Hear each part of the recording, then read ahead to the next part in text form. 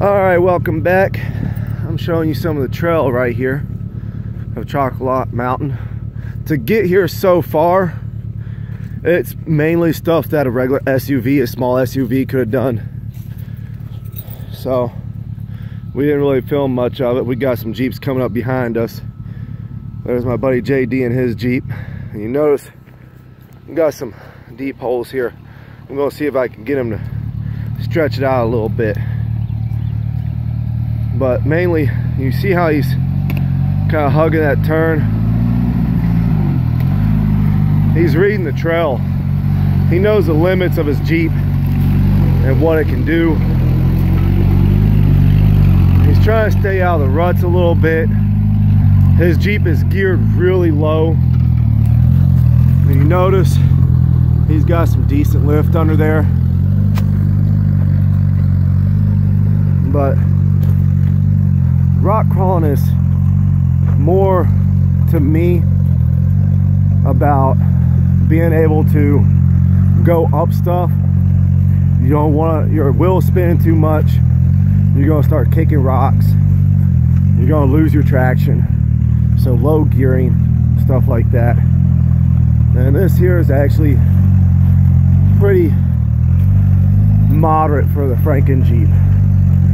Now these paths here, as you can tell, the Jeep will go up it. Jeeps are more of the medium-sized off-road vehicles. I could probably fit a actual full-size pickup truck or a Bronco, big Yukon, something like that up here if it's set up right. That's the key word. Let's have it set up right. But I mean, y'all seeing him just go up this stuff. I mean, I'm 6 foot tall. That's what it looks like to my foot. Just going straight up it like it's nothing. And that's $1,600 is what he's got wrapped up in that, including buying the Jeep with a running engine and transmission in it. He hit up the junkyard. Look at that. Hit up the junkyard, bought some parts from the junkyard, got some from eBay, and rattle can, bud. Rattle can for y'all, that's redneck lingo for basically spray paint. You see, now when you got stuff like this you want to avoid. This is where I was saying you got to read your trails. You got to know what that's going to do to you. You slip off, that could put you at too much of a slant if you don't have enough lift. We're going to come on up here. This here is a trail that he's just going up. He done left me. So my out of shape butt is left walking up this mountain with a camera. So Mud Hill right there. There's the sign. There's Mud Hill. We're gonna give you a little bit of a zoom of that. It does help to know your location. Here's Cue Ball. Is what he just went up. Which Cue Ball looks pretty minute. We'll get up here and get alongside him. And maybe I'll let him talk for a second here. Now this, ladies and gentlemen, that's not what off-roading is. You're gonna drink, you're gonna do whatever, clean up after yourselves. I have to agree with him. Trash is not fun on the trail. Holy crap. He agreed with me. So here we are. Whew, back at the Franken Jeep. I got my exercise for the day.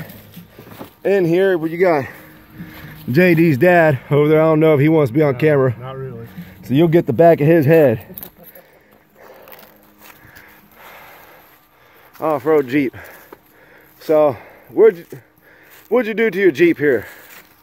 What we got is a Franken Jeep, which is all parts I pulled from scrapyard, or did some work with my cousin. He had some parts I needed. So the front suspension consists of parts off of TJ, which gave me roughly about 4.5 inches of lift on the front. Nice. The back is leaf springs from I believe it's a 96 Dodge Dakota with a double shackle setup. You get the camera, you can see the double shackles. And also got 3-inch blocks. That'd be that chunk of aluminum right there.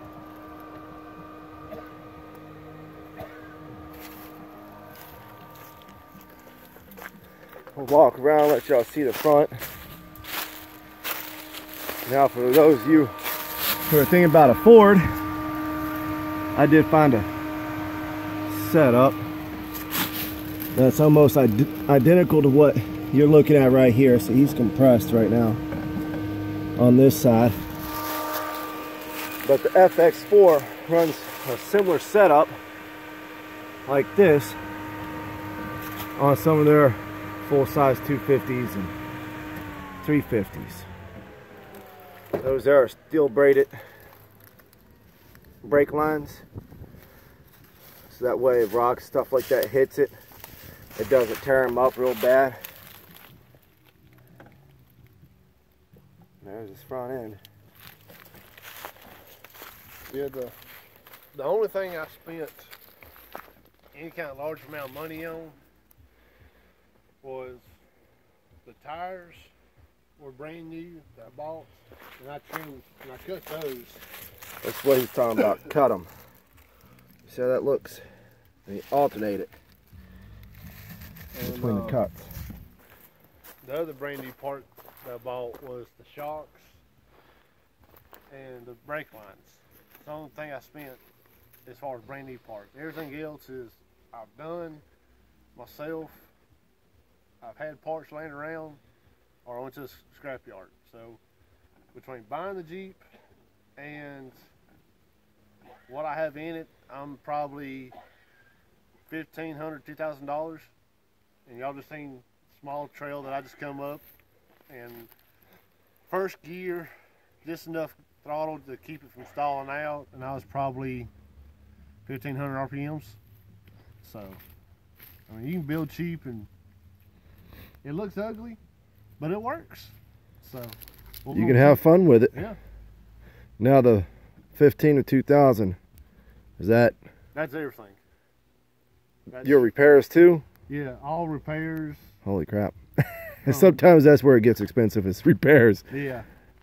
And I did have, I'll take that back a little bit. I bought new floor pans to put inside, but everything else is old used stuff, and it still works. So you just gotta know what you're doing, just a little bit of mechanic knowledge, and you're good to go.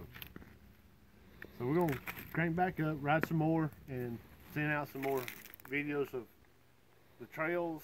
He's gonna talk about how I pick my lines and show you what $1,500, $2,000 Jeep will do in the woods compared to these $50,000, $60,000, $80,000 Wranglers you see out here. So good old Rubicon. Yeah. That's for people with more money than brains. Yeah. And we have seen them pulled off this mountain along with those $100 and something thousand rock bouncers. Yeah. I will tell you what, people, this mountain right here, if you're not set up, if you don't build them right, if you're not careful, you're going to be buying a tow truck come up here and get you. You better hope to God someone cares enough for you to come tow you out. Right. But this is Daniel, that's JD.